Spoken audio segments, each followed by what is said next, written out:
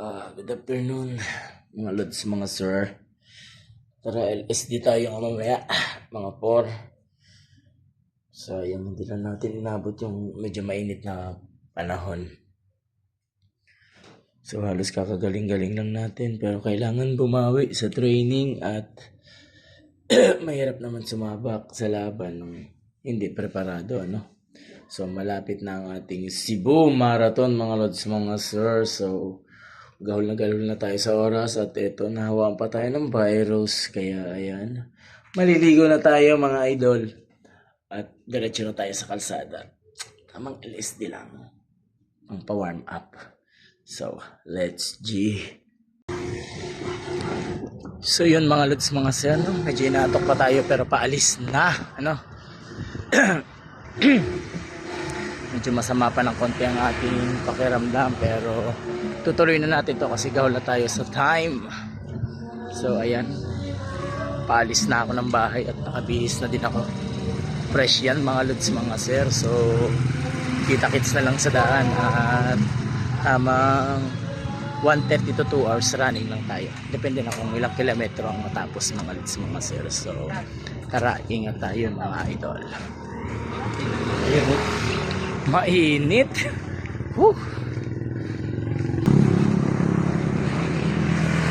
Mukhang mali na naman ang desisyon natin sa buhay. Ang init. Ayan o. 1K. Summer na. Pero Pasko.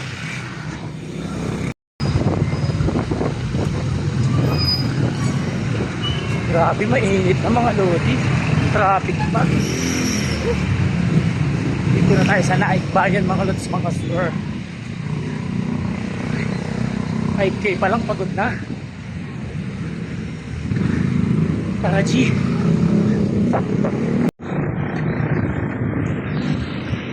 So yun, hanggang 10K lang muna tayo ngayon.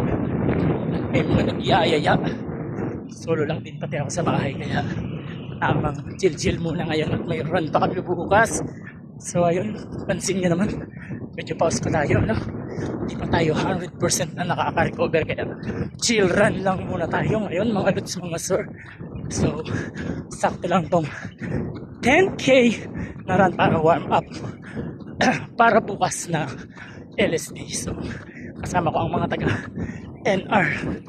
NRC family ko dito sa Naik. So Merry Christmas and a Happy New Year sa ating lahat. Run safe.